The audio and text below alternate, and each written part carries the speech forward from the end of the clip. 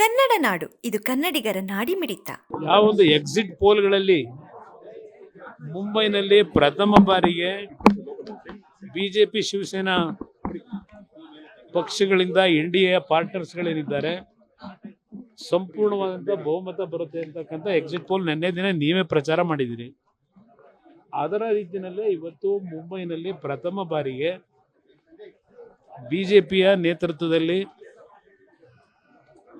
ಮುಂಬೈನ ಕಾರ್ಪೊರೇಷನ್ ಅಧಿಕಾರಕ್ಕೆ ಪಡಿತಕ್ಕಂಥ ಸಂದರ್ಭದಲ್ಲಿ ಮಹಾರಾಷ್ಟ್ರದ ಮುಖ್ಯಮಂತ್ರಿಗಳಿಗೆ, ಗೌರವಾನ್ವಿತ ಪ್ರಧಾನಮಂತ್ರಿಗಳಿಗೆ ನನ್ನ ಅಭಿನಂದನೆ ಸಲ್ಲಿಸ್ತೀನಿ. ಸರ್, ಇದು ಪ್ರಭಾವ ಬೀರುತ್ತೆ ಸರ್ ನಮ್ಮ ಸ್ಥಳೀಯ ಸಂಸ್ಥೆ ಚುನಾವಣೆ ಮತ್ತೆ ಏನು ಹೇಳಿ? GBA ಚುನಾವಣೆ. ಇಲ್ಲ, ಅದರ ಬಗ್ಗೆ ನಮ್ಮ ಪಕ್ಷವು ಸಿದ್ಧತೆ ಏನು ಮಾಡಬೇಕು.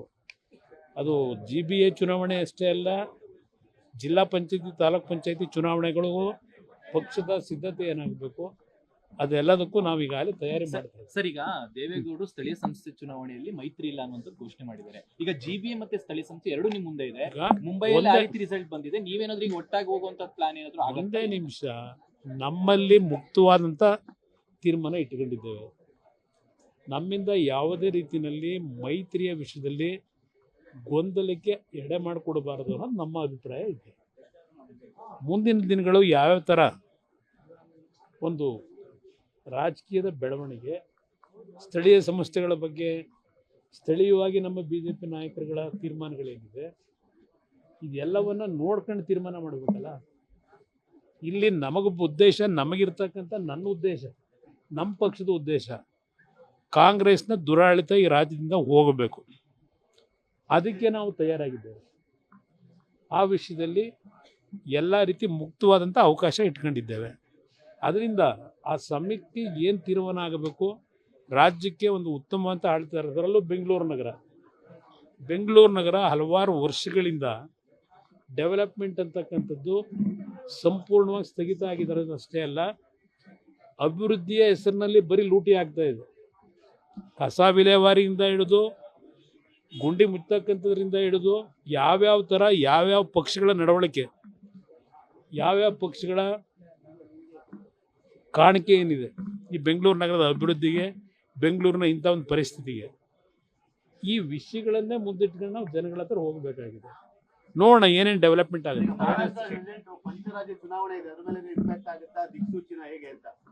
ಮಹಾರಾಷ್ಟ್ರ ಚುನಾವಣೆನೇ ಬೇರೆ, ಬೇರೆ ರಾಜ್ಯಗಳಲ್ಲಿ ಇರ್ತಕ್ಕಂಥ ಪರಿಸ್ಥಿತಿಗಳೇ ಬೇರೆ ಇದೆ. ತಮಿಳುನಾಡಿನಲ್ಲಿ ಒಂದು ರೀತಿ ಇದೆ, ವೆಸ್ಟ್ ಬೆಂಗಾಲ್ನಲ್ಲಿ ಈಗಾಗಲೇ BJPಯ ಒಂದು ಸಂಘಟನೆ ದೊಡ್ಡ ಮಟ್ಟದಲ್ಲಿ, ಅಮಿತ್ ಶಾ ಅವರು ಗೃಹ ಸಚಿವರೇನಿದ್ದಾರೆ, ಪ್ರಧಾನಮಂತ್ರಿಗಳು ಎಲ್ಲರೂ ಈ ಬಾರಿ ವೆಸ್ಟ್ ಬೆಂಗಾಲ್ನಲ್ಲಿ ಅಧಿಕಾರಕ್ಕೆ ಬರಬೇಕು ಅಂತಕ್ಕಂಥ ನಿಟ್ಟಿನಲ್ಲಿ ಸಂಘಟನೆಯಲ್ಲಿ ಬಹುಶಃ ಭಾಳ ಬೇರೆ ಪಕ್ಷಗಳಿಗಿಂತ ಮುಂದಿದ್ದಾರೆ.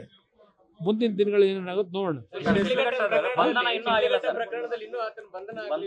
ನೋಡೋಣ ಸರ್ಕಾರ ಏನು ಮಾಡುತ್ತೆ, ಚೀಫ್ ಸೆಕ್ರೆಟರಿಗೆ ಏನು ಮಾಡ್ತಾರಿಲ್ಲ. ಚೀಫ್ ಸೆಕ್ರೆಟರಿನೂ ಏನಾದರೂ ಈ ಸರ್ಕಾರದಲ್ಲಿ ಹೆಬ್ಬೆಟ್ಟಿನ ಚೀಫ್ ಸೆಕ್ರೆಟರಿನೋ ಇಲ್ಲ ಅವರ ಅಧಿಕಾರಿಗಳಿಗೆ ರಕ್ಷಣೆ ಕೊಡ್ತಕ್ಕಂಥ ಚೀಫ್ ಸೆಕ್ರೆಟರಿನೋ, ನಾನೇ ಪರ್ಸನಲಿ ಏನು ಮಾತಾಡಿದ್ದೇನೆ, ಏನು ತೀರ್ಮಾನ ಮಾಡ್ತಾರೋ ನೋಡೋಣ. ಒಂದೆರಡು ದಿವಸ ಕಾಯ್ತಾ ಇದ್ದೇನೆ. JDS ನಿರ್ನಾಮ ಆಗಿದೆ ಮಾತ್ರ ಪ್ರಿಯಾಂಕಾ ಖರ್ಗೆ ಅವರು ಹೇಳಿದ್ದಾರೆ. JDS ಬಗ್ಗೆ ಚರ್ಚೆ, ಪ್ರಿಯಾಂಕಾ ಖರ್ಗೆ ಅವರ ಸರ್ಟಿಫಿಕೇಟ್ ಬೇಕಿಲ್ಲ. ಈಗ ಎಂಥದ್ದು ಲೀಸ್ ಬೇಸ್ಡ್ ಇದೆಯಲ್ಲ, ಅವ್ರ ಅಪ್ಪನ ಕೇಳಿ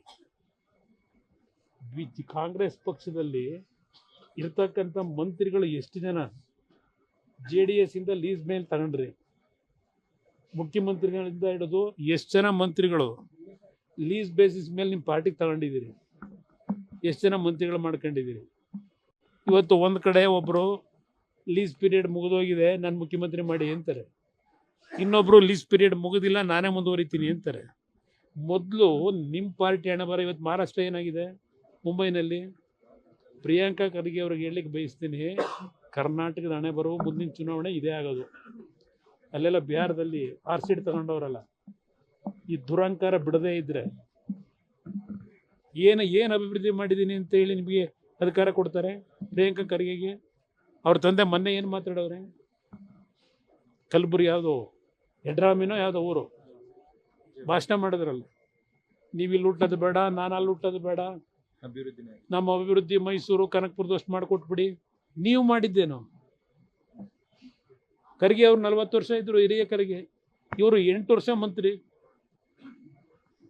8 ವರ್ಷ 9 ವರ್ಷ ಆಗಿರ್ಬೇಕು, ನನ್ನ 14 ತಿಂಗಳು ಸೇರಿ. ನೀವು ಮಾಡಿದ್ದೀನಪ್ಪ, ಅದಕ್ಕೆ ನಿಮಗೆ 200 ಸೀಟ್ ಕೊಟ್ಬಿಡ್ತಾರಾ? ಮುಂದೆ ಅಧಿಕಾರ ಕೊಡ್ತಾರಾ? ನನ್ನ ಪಕ್ಷ ನಾಶ ಆಗಿದೆಯೋ ಇಲ್ಲ ಉಳಿದಿದೆಯೋ ಮುಂದೆ ಜನ ತೀರ್ಮಾನ ಮಾಡ್ತಾರೆ. ನಿಮ್ಮ ಪರಿಸ್ಥಿತಿ ಎಲ್ಲಿಗೆ ಬರ್ತೀರಿ ಅನ್ನೋದನ್ನ ಸ್ವಲ್ಪ ಕೂತು ಯೋಚನೆ ಮಾಡಿ. ಏನೇನು ಮಾಡ್ತಾ ಇದ್ದೀರಿ ಇವತ್ತು ಈ ರಾಜ್ಯದಲ್ಲಿ, ನಿಮ್ಮನ್ನು ಎಲ್ಲಿಗೆ ತಗೊಂಡೋಗ್ತಾರೆ ಜನ, ಅದು ಸ್ವಲ್ಪ ಯೋಚನೆ ಮಾಡ್ಕೊಳ್ಳಿ. ನನ್ನ ಪಕ್ಷದ ಬಗ್ಗೆ ಯೋಚನೆ ಮಾಡಬೇಡಿ, ನನ್ನ ಪಕ್ಷದ ಕಾರ್ಯಕರ್ತರು ಯೋಚನೆ ಮಾಡ್ತಾರೆ. ಈ ಪಕ್ಷ ಉಳಿಸ್ಬೇಕು.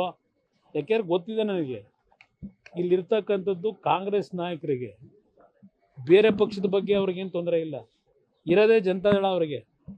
ಜನತಾದಳ ಫಿನಿಶ್ ಆದರೆ ಅವ್ರು ಉಳಿತಾರೆ. ಜನತಾದಳ ಮೇಲೆ ಬಂದರೆ ಅವ್ರ ಲೈಫ್ ಏನು ಅಂತ ಗೊತ್ತವ್ರಿಗೆ. ಜಸ್ಟ್ ನಾವು BJPಯ ಜೊತೆ ಪಾರ್ಲಿಮೆಂಟ್ ಚುನಾವಣೆಗೆ ಒಂದು ಮೈತ್ರಿ ಮಾಡ್ಕೊಂಡಿದ್ದಕ್ಕೆ ನಿಮ್ಮ ಮನೆ ಬರ ಎಲ್ಲಿಗೆ ಬಂತು? ಇನ್ನೂ 4-5 ಸೀಟ್ ಬರಬೇಕಾಗಿತ್ತು ನನ್ನ ಲೆಕ್ಕದಲ್ಲಿ. ಸ್ವಲ್ಪ ನಮ್ಮಲ್ಲೇ ಆದಂಥ ಕೆಲವು ದೋಷದಿಂದ 9 ಸೀಟ್ ಗೆದ್ದಿದ್ದೀರಿ ಪಾರ್ಲಿಮೆಂಟಿಗೆ. ಇಲ್ಲಿದ್ರೆ 3-4 ಇಳಿತಾ ಇದ್ದೀರಿ ಮೊನ್ನೆ ಅಧಿಕಾರ ಇಟ್ಕೊಂಡು. ಅದರಿಂದ JDS ಉಳಿತದೋ ನಾಶ ಆಗುತ್ತೋ, ಖರ್ಗೆ ಎಲ್ಲ ಸರ್ಟಿಫಿಕೇಟ್ ಕೊಡೋದು ಈ ನಾಡಿನ ಜನತೆ ಕೊಡ್ತಾರೆ. ಅಲ್ಲಿವರೆಗೆ ಕಾದು ನೋಡಿ. ಯಾರು ಯಾವ ಒಕ್ಕಲಿಗರು, ಯಾವ ಒಕ್ಕಲಿಗರನ್ನ? DK ಶಿವಕುಮಾರ್ ಅವ್ರನ್ನ ನಮ್ಮ ನೋಡಿ ಸಮುದಾಯದವರು ನೋಡಿ, ಈಗ ಕೆಲವರಿಗೆ ಜನಬೆಂಬಲ ಬೇಕು ಅಂತಾರೆ, ಕೆಲವರು ಬೆಳಗ್ಗಿನ ಸಾಯಂಕಾಲದವರೆಗೂ ಹಣ ಲೂಟಿ ಮಾಡಬೇಕು ಅಂತಾರೆ. ಜನ ಬೆಂಬಲವನ್ನು ಇವತ್ತು ಯಾವ ರೀತಿ ಪಡಿಬೇಕು ಅನ್ನೋದಕ್ಕಿಂತ ಹೆಚ್ಚಾಗಿ ಕ್ಷಣವೂ ರಾಜ್ಯದ ಲೂಟಿ ಮಾಡತಕ್ಕಂಥ ಕೆಲಸ ಮಾಡಿದ್ರೆ ಜಾತಿ ಹೆಸರಿನಲ್ಲಿ ಬೆಂಬಲ ಕೊಡ್ತಾರಾ? ತಲೆ ಹೊಡೆದು. ಏಕೆಂದ್ರೆ ಪಾಪ ಯಾರೋ ಹೇಳೋರೆ ಅವ್ರ ತಮ್ಮನೇ ಇರಬೇಕೇನು. ಕುಮಾರಸ್ವಾಮಿ ಬಂದು ಬಾಯಿ ಚಪ್ಪಲಿಕ್ಕೆ ಮಾತಾಡೋಯ್ತಾರೆ ಅಂತೇಳಿ. ನಾನು ಬಾಯಿ ಚಪ್ಪಲಿಕ್ಕೆ ಮಾತಾಡಲ್ಲ. ನಿಮ್ಮ ಹಲವಾರು ಅಕ್ರಮಗಳ ಬಗ್ಗೆ ಜನತೆಗೇನು ಮಾಹಿತಿ ಕೊಡ್ತೀನಿ, ನನ್ನ ಮತ್ತು ಜನತೆ ನಡುವೆ ಸಂಬಂಧ ಬೆಳೆಸ್ಕೊಳ್ಳಿಕ್ಕೆ. ನಿಮ್ಮ ಅಣ್ಣ ತಮ್ಮಂದ್ರದ್ದೇನು?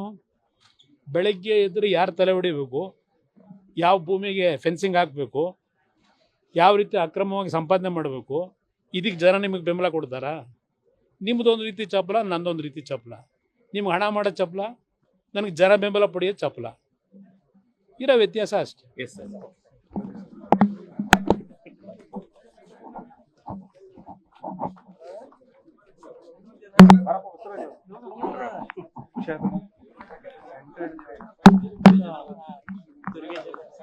ಮಾಡಿಕೊಳ್ಳಲು ಕೂಡಲೇ ಪಕ್ಕದಲ್ಲಿ ಕಾಣುವ ಬೆಲ್ ಐಕಾನ್ ಕ್ಲಿಕ್ ಮಾಡಿ ನೋಟಿಫಿಕೇಶನ್ ಪಡೆಯಿರಿ.